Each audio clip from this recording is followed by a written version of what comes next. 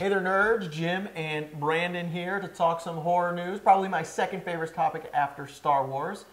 We got some little Friday the 13th talk. The reason I don't look enthused at all is because this is the worst horror news you could have given me. Well, let me preface it. We talked about this prior, and the worst news we thought was found footage. Okay. That we did talk about the next Friday the 13th movie being the 13th Friday the 13th movie. That's right. That's right. Yeah. As it came to me, as you told me,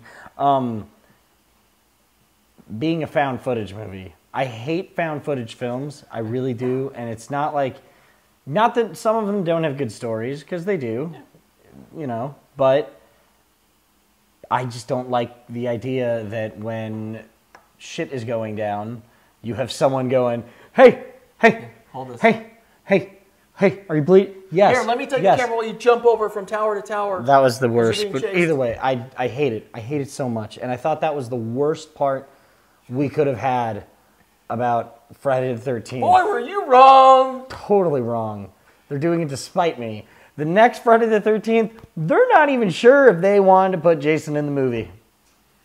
Now, I will say, there are 11 films with Jason, and one with not really Jason. Well, he appears in the first. Okay, you're right. The fifth one, he's not. Well, no, the first movie, he's like not really in it. Yeah, but he's not the killer. He's not the killer in the fifth one. Yeah. So if that's what they're thinking, whatever. Okay, he's not really there. I mean, I thought they did such a good job with the 2009 reboot. I loved it. I thought they really upped it to a more.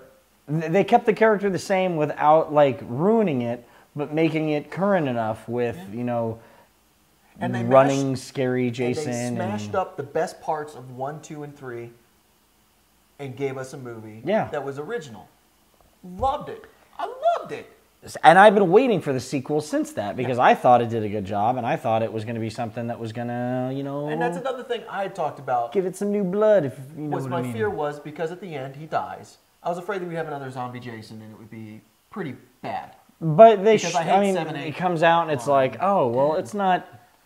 It's just something about the character, which is fine. That's cool. But I will take found footage, zombie Jason, over a Friday the 13th that resembles Halloween 3. I hate Halloween 3. I just don't understand, unless Pamela Voorhees is a zombie and killing people, and I guess that's the only. Maybe that's it. It's a flashback. But they're saying, that's the only thing you can think of because they're saying hockey mask, machete wielding Jason is not something they're looking at. I just don't understand how that's. Then call it something else. Don't call it Friday the 13th. And part of the problem was... Especially because it's the 13th one. I know, and that was part of the problem. Once again, it got caught up in different studios owning little bits and pieces here and there, and it seems like that's fixed. Don't mess with it. I thought they did such a good job, and I hope that this is not something that comes to happen because it sounds depressing, and it could be a good horror movie, which is fine. I love a good horror movie. It called something else, like Season of the Witch. Could have been fine. But the fact that you put Halloween 3 at the beginning of it, I hate it. Hate you, Halloween 3. Don't let the 13th, Friday the 13th, become filled with Jim's hate. So on a flip side, we have another classic 80s that was remade, Nightmare on Elm Street. Which I enjoyed and Jim hated. But I hated. It did exactly the opposite of what Friday the 13th did and took the first 4 movies essentially and made a crap movie, and to me it has a lot to do with Freddy. I do not want to see a real pedophile. I want to see Robert Englund as a pedophile. I want to see a joking Robert Englund pedophile, and don't actually show me the pedophile stuff. Well, that could be like a real pedophile. He's all kidding. Sorry, that was dark. I was going down a terrible road there.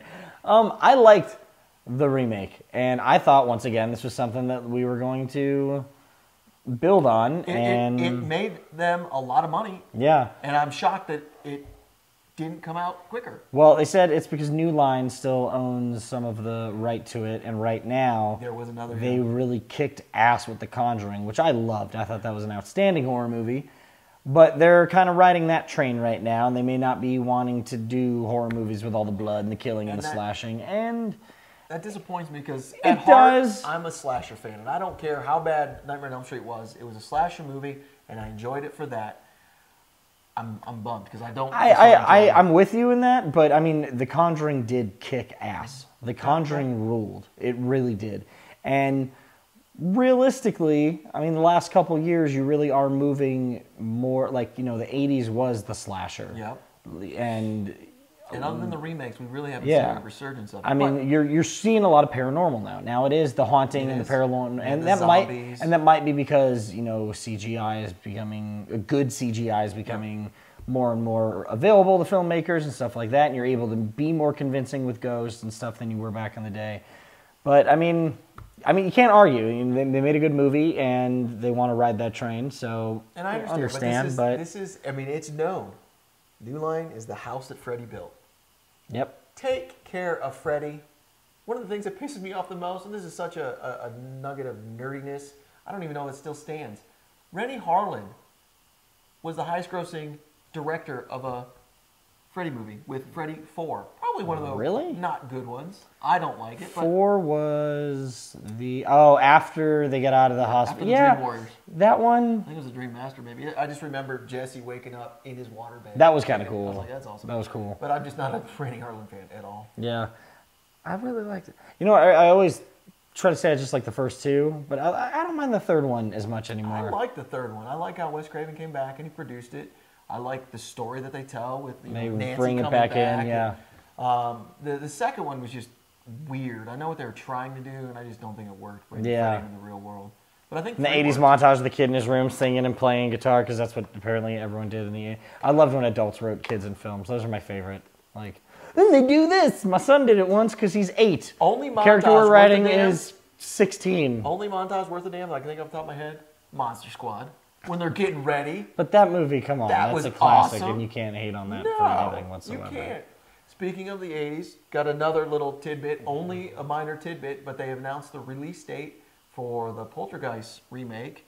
Ironically, February 13th, 2015. Bum, bum, bum. 1 month before the Jason-less, possibly Friday the 13th comes out. Bum, bum, bum. I don't know. Maybe so Jason let's will be in Poltergeist. Right, and that way we'll get to see him. Dead people, and Pamela will come out.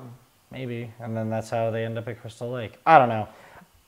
Don't make us write your movies. This is good stuff. Better than Jason-less. Right. So I don't know. Let us know what you guys think about these developments in the comments below.